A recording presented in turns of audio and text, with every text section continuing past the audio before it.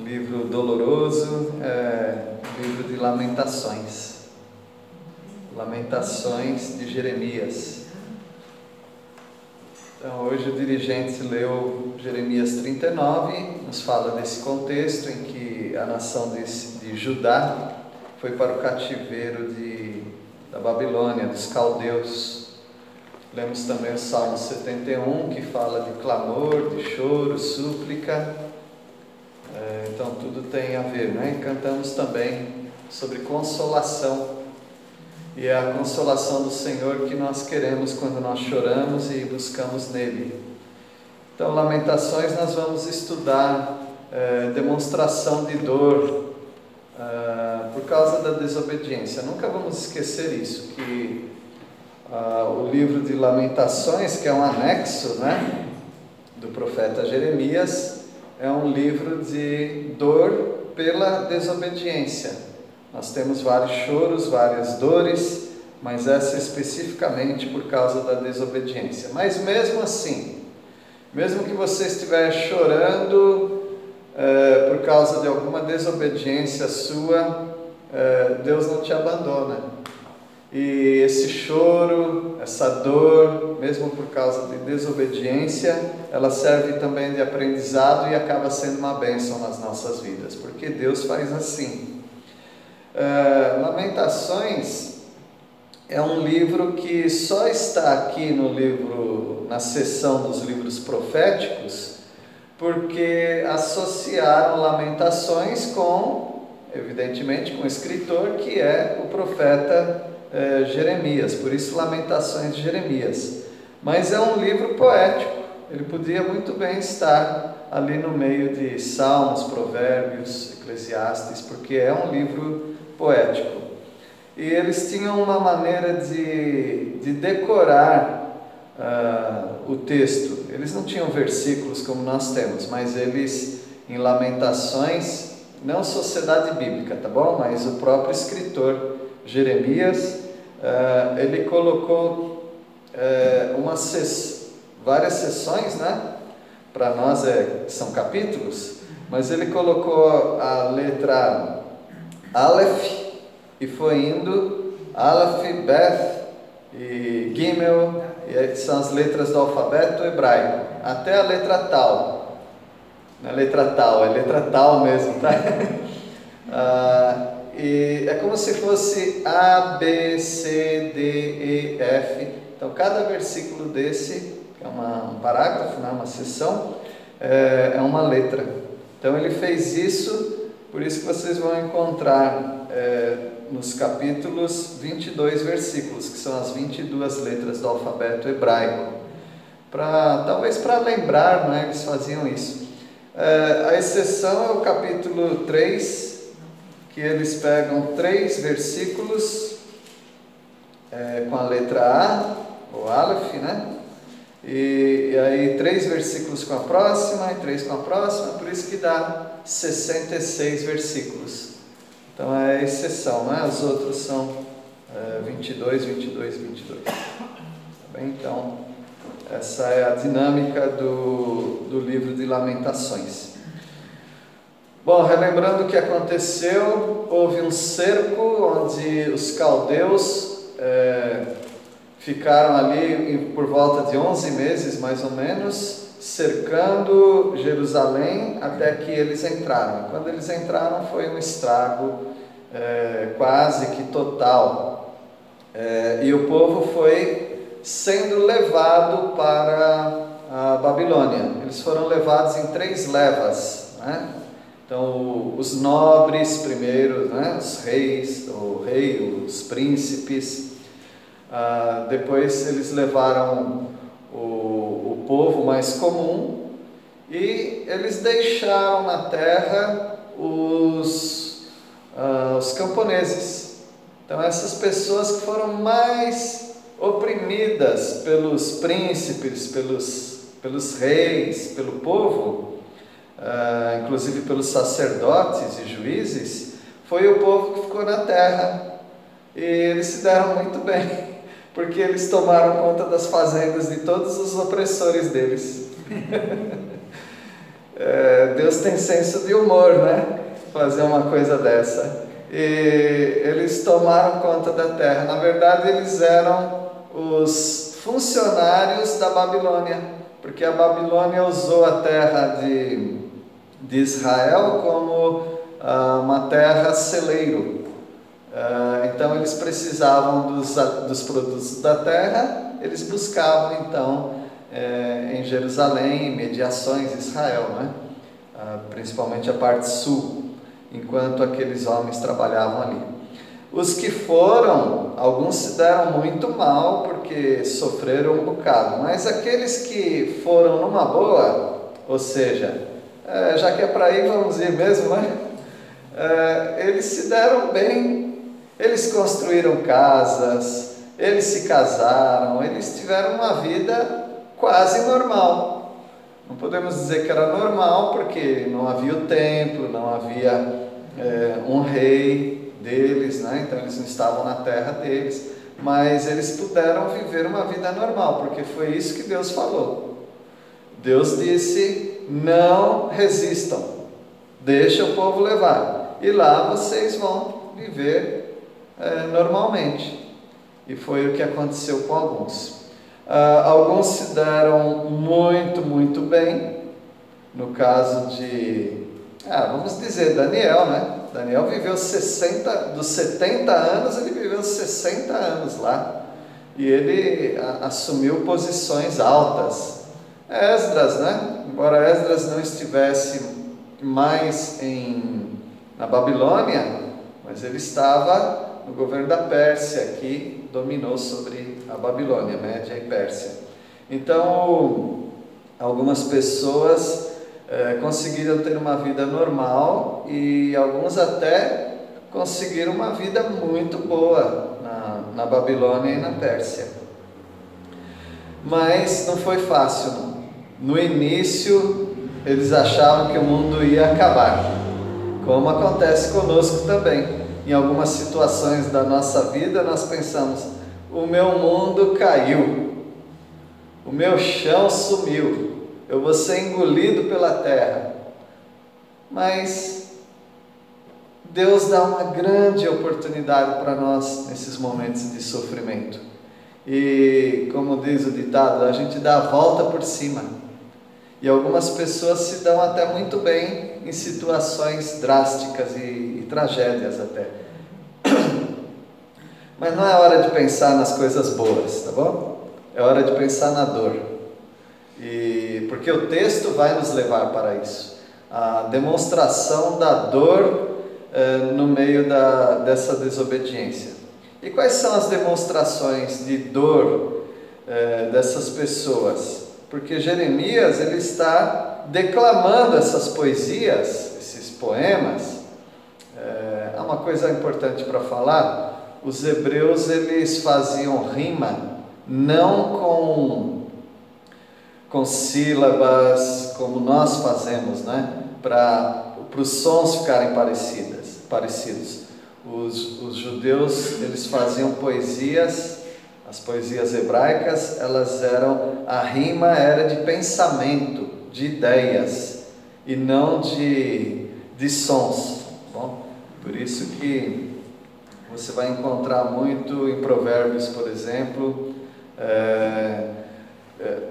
uma parte do versículo falando uma coisa e a segunda parte falando a mesma coisa, só que com outras palavras. E às vezes falando o oposto da primeira sentença, né? E é assim que eles faziam as suas poesias. Mas Jeremias está declamando aqui as suas poesias, mas não é um pensamento e um sentimento dele propriamente. Esse é um sentimento do povo todo. E Deus inspirou Jeremias, o profeta Jeremias, para expressar a dor do povo. E ele fez isso inspirado por Deus. E essa dor pela desobediência é demonstrada através do choro. Então, quando você tem dor, quando você tem angústia, você chora. Algumas pessoas têm dificuldade para chorar. E até essas pessoas reclamam um pouco porque elas não conseguem chorar. porque elas pensam que se elas pudessem pelo menos extravasar chorando, aquilo ajudaria um pouco a mente delas, né? Uma outra demonstração de dor é abatimento. Às vezes é o choro, mas às vezes não é o choro propriamente, mas é o abatimento. Ficar meio para baixo, meio taciturno, conhece essa palavra? Tristonho, ficar tristonho, calado, é uma demonstração da dor. Eu acho que nós temos que respeitar a dor das pessoas. Cada pessoa demonstra de uma maneira. A pior coisa é você falar, pior ainda é ouvir. Não chora, não fica assim. Então, para alguns pode ser um consolo, mas para outras pessoas passa a ser um desrespeito, porque a pessoa não está pensando na dor que o outro está passando. Então, choro, abatimento e angústia. Algo que você não consegue explicar. Está lá dentro, está fazendo mal, está remoendo lá dentro de você. Isso se chama angústia. Você não sabe explicar exatamente. Eu acho que é um momento da gente curtir cada um desses momentos. Choro, abatimento, angústia. Não podemos dizer que o crente está sempre sorridente. Podemos dizer que ele está sempre contente em toda e qualquer situação. Mas não podemos dizer que ele está sempre sorridente. Então, mesmo no choro, mesmo no abatimento, mesmo na angústia, você pode estar em vitória e não em derrota. Porque Deus nos abate. Por exemplo, Davi, ele disse que a mão do Senhor pesava sobre ele dia e noite. Ele estava abatido, ele estava choroso, ele estava angustiado. E aquilo foi uma bênção na vida dele. Então, nós não devemos desprezar essas situações da vida. Agora, nós vivemos uma sociedade hedonista. Hedonista quer dizer a busca do prazer. Então, nós buscamos prazer para fugir das nossas angústias, mas nem sempre é bom. Por isso que faz bem o isolamento às vezes. Faz bem você andar um pouco sozinho. Nós falamos espairar, né? A mente.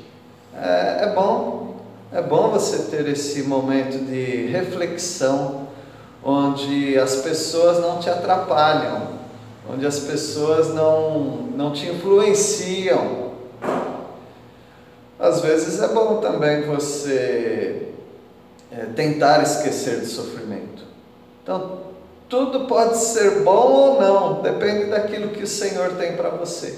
Às vezes é o momento de sofrer. Então eu queria convidar vocês para sofrer, tá bom? Às vezes a gente dá uma relaxada até, né, estudando alguns textos. Às vezes alguns textos são até divertidos. Mas esse aqui não, estou convidando você para sofrer. Para você ficar, não para baixo, mas para você refletir na dor, porque faz bem também refletir na dor, tá bem? Então vamos ver alguns exemplos aqui de demonstração de dor por causa da desobediência. Vamos começar com o choro, tá bom? Por que Jeremias e o povo está chorando? Está chorando porque a cidade ficou abatida, a cidade de repente ficou deserta. Versículo 1, alguém pode ler?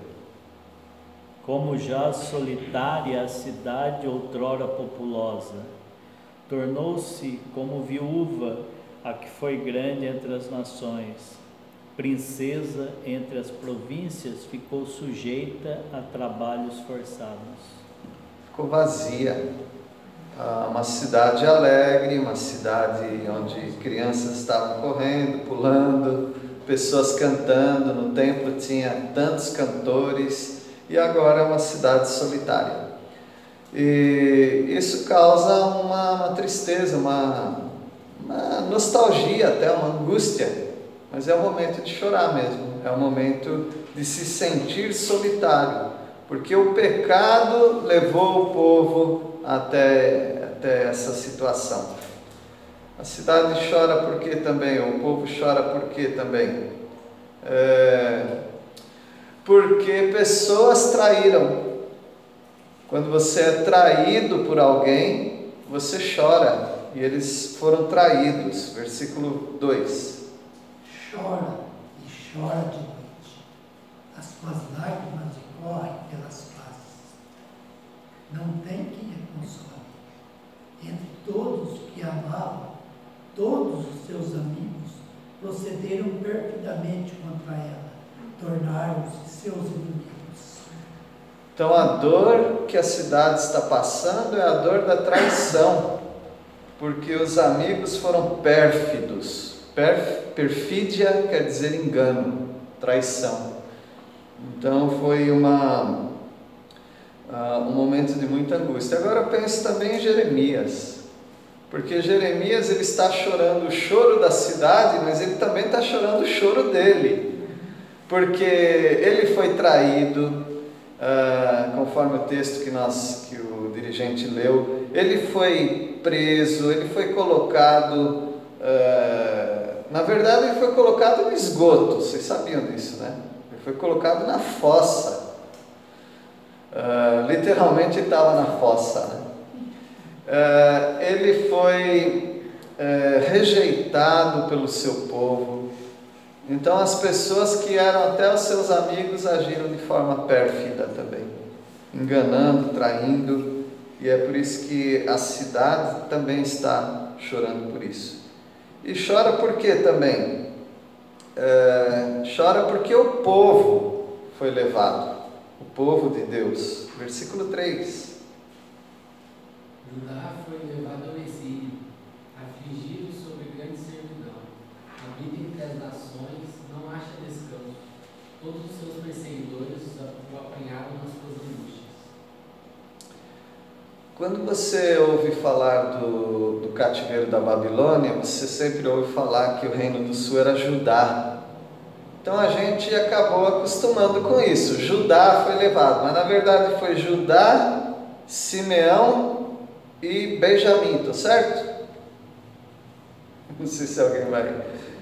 É o reino ali do sul, é Judá, Simeão e Benjamim. Eu estou em dúvida sobre Simeão. Eu também. Benjamim já está no segundo. Tá certo? Já, obrigado. Então, essas 3 tribos, ou 2 tribos e meia, foram levadas para o cativeiro. Mas a gente acaba jogando tudo como se fosse Judá, tá bom? E não tá errado, porque a Bíblia fala assim também. Então esse é um choro. Eles foram destituídos do local deles e eles foram diluídos como povo, ou seja, agora eles não são mais Judá, eles são o quê? Eles são um povo lá no meio dos cativos, porque não pense que no cativeiro da Babilônia só tinha o povo de Israel. Não, eles tinham vários estrangeiros ali, como cativos deles, porque eles eram mais poderosos do que todos. A Babilônia só não era mais poderosa do que a nação de Israel, de Judá.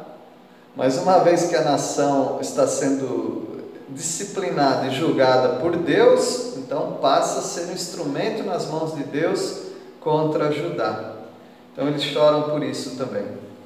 Eles choram pelo quê? Eles choram porque eles não têm mais sacerdotes, eles choram pelas moças que não vão poder, eles acham, né, que não vão poder casar mais. Versículo 4. Os caminhos de Sião estão de luto, porque não há quem venha à reunião solene. Todas as suas portas estão desertas. Os seus sacerdotes vivem gemendo. As suas virgens estão tristes, e ela mesma se acha em amargura. Está tudo desanimado ali. porque eles tinham as festas e vinham pessoas pelas estradas cantando. Eles cantavam o Salmo 122 até o Salmo 134. Eles vinham cantando aqueles salmos. Era uma grande alegria na cidade toda. A criançada naquela procissão, né, indo na frente, algumas se perdendo como Jesus, né?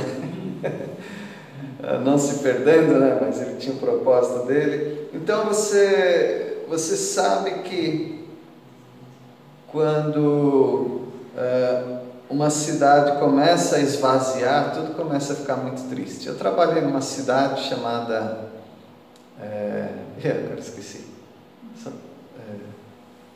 Depois de Pouso Alegre.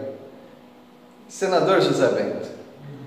Senador José Bento, quando eu trabalhava ali, eu era aluno em Peniel e aos finais de semana eu ia pregar lá, né? Fazia evangelismo. E a cidade tinha, acho que 3.000 habitantes. Agora eles falam que tem 1.000 e tantos habitantes. A cidade foi diminuindo. Você trabalhou lá, Jonas? Lugar ajeitado, né? Um lugar ajeitadinho. Um lugar para quem quiser refletir na vida, né?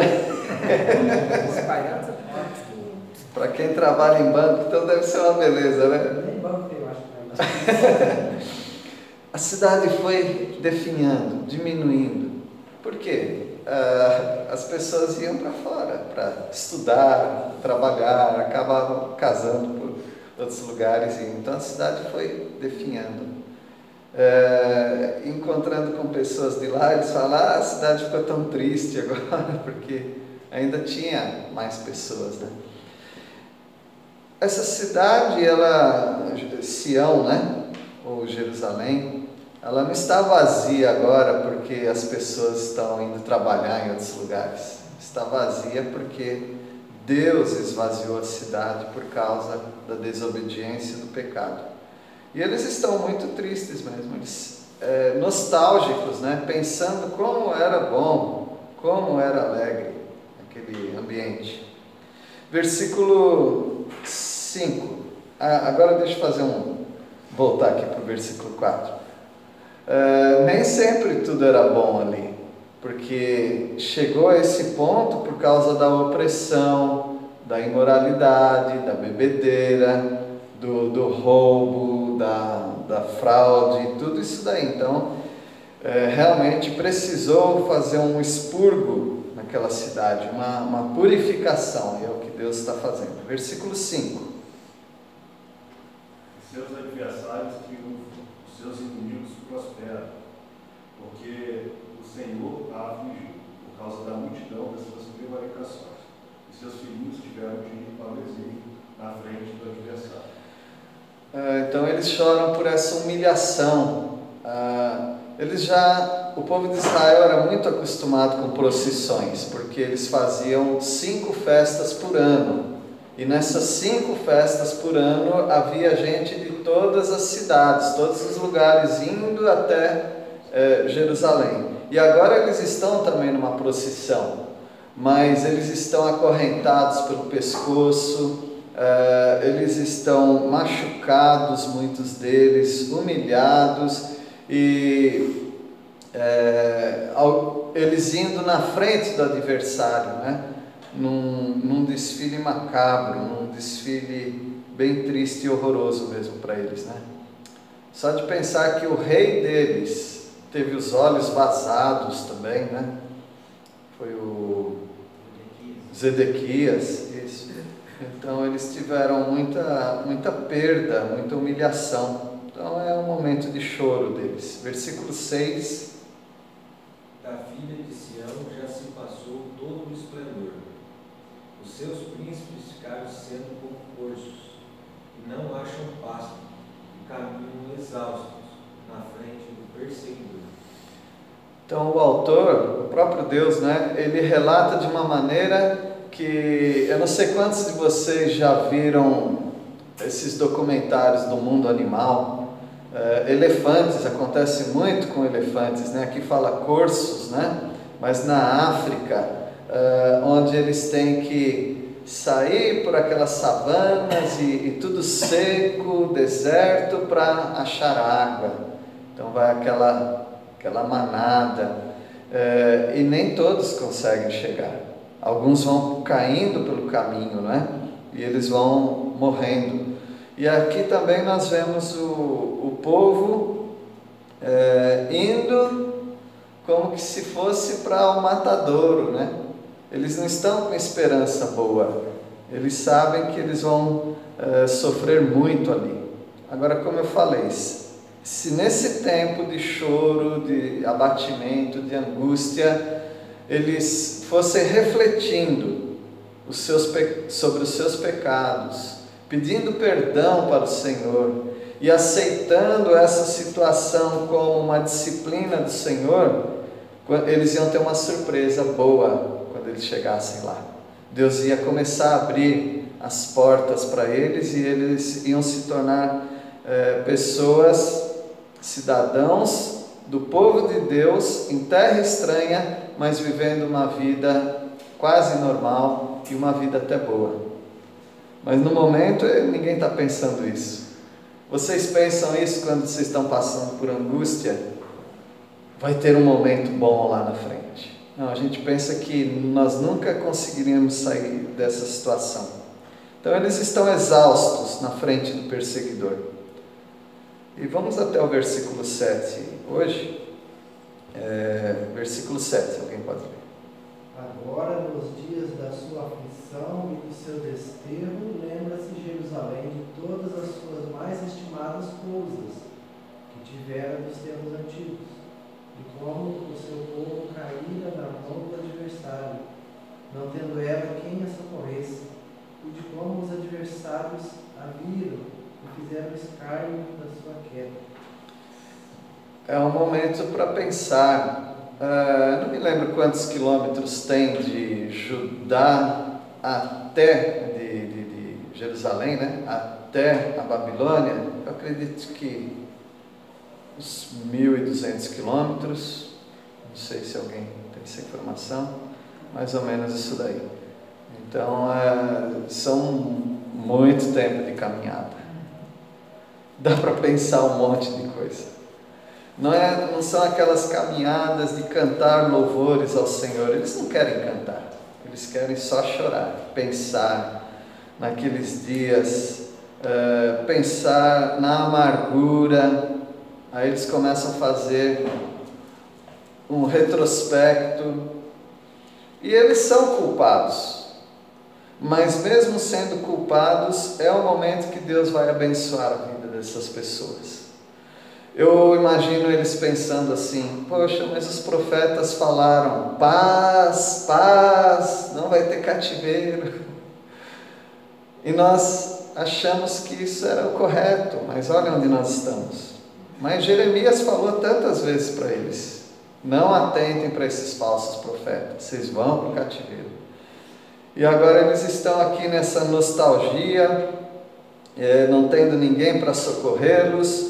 Eles estão com muita raiva dos irmãos deles, os edomitas, querendo inclusive pegar os filhos dos edomitas e bater na rocha até os filhos deles morrerem. Eles estão decepcionadíssimos com os profetas, com os sacerdotes, com os príncipes. Tem muitos pensamentos passando pela cabeça deles enquanto eles estão indo para a Babilônia. Então é esse choro. Mas, meus irmãos, o choro tem benefício. Eu estou falando para vocês de alguns deles. Eu acho que alívio é um deles, né? Chorar alivia a alma. Chorar é como se estivesse lavando alguma coisa dentro de nós, né? Então chorar é bom. Faz ter também uma reflexão profunda. Faz não ficar dependendo das pessoas, mas só de Deus. Então o choro não é de todo mal e ajuda inclusive no quebrantamento. Então esse é o choro que nós começamos a ter junto com o povo de Judá nessa caminhada até a Babilônia. Tá bem? Pode falar. Eu Eu acho que reto aqui, pelo que está na Bíblia, dá mais ou menos 700 quilômetros. Ah, sim. Só que se for para aquela rota de Abraão, passando pela Babilônia, acho que deve estar por 3.500 Ah, certo. Tá joia. Então nós vamos orar, agradecer ao Senhor, porque nós já tivemos também situação assim, né? Ou quem sabe alguém aqui esteja numa situação assim, de choro, de angústia, de abatimento. Não despreze completamente isso, porque tem alguma coisa boa aí que Deus quer fazer na sua vida. Vamos orar? Senhor, nós louvamos ao Teu nome, porque a Tua palavra diz que o Senhor enxugará toda lágrima dos nossos olhos. E às vezes, ó Deus, nós choramos pelos perdidos, outras vezes choramos por nós mesmos, e algumas vezes choramos pelas as nossas coisas erradas que fizemos, pecado, algum engano. Nós pedimos a Deus que o Senhor nos ajude a buscar o conforto no Senhor, e que até conseguimos esse consolo, conforto que o Senhor vai nos ensinando nesse caminho. Obrigado, porque o livro de Lamentações tem algo para nos ensinar e queremos aprender da Tua palavra. Nós oramos em nome de Jesus. Amém.